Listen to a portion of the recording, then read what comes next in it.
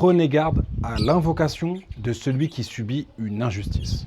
Car en effet, le prophète sallallahu alayhi wa sallam a dit Ittaqu da'wat al-mazlum wa in kana kafiran fa innahu laysa dunaha hijab.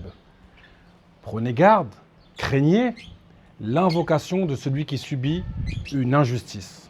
Et même s'il s'agit d'un mécréant, car il n'y a sur elle aucun voile. Nous apprenons à travers ce hadith le danger d'être injuste envers une personne. Comme par exemple le fait de faire travailler une personne, de lui donner un travail et ensuite de ne pas la payer.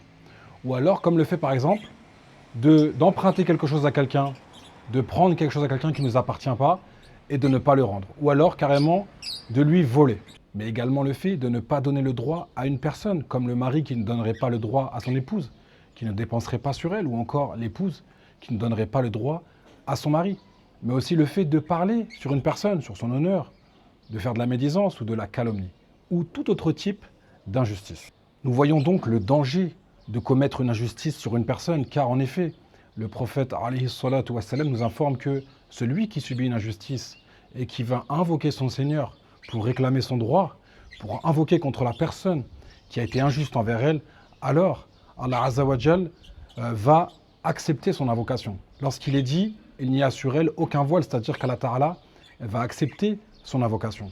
Mais également, au milieu de ce hadith, le prophète sallallahu alayhi wa sallam nous informe, et même s'il s'agit d'un mécréant. Car peut-être certaines personnes vont se dire, moi je ne suis pas injuste envers les musulmans, mais si c'est un mécréant, je vais être injuste. Par exemple, je vais prendre un employé mécréant, et je ne vais pas le payer. Ou alors, moi je ne vole pas, mais je vole juste aux mécréants, ou d'autres injustices de ce type-là. Eh bien, sachez que Allah Azza wa Jal nous demande d'être juste envers toute personne, que la personne soit musulmane ou non musulmane, nous n'avons pas droit d'être injuste envers cette personne. Et même envers les animaux en vérité. On n'a pas droit d'être injuste envers un animal, de le frapper, de lui faire du mal. Donc je m'enjoins à moi-même ainsi qu'à vous de ne commettre d'injustice envers personne. Soyons justes et craignons Allah subhanahu wa ta'ala.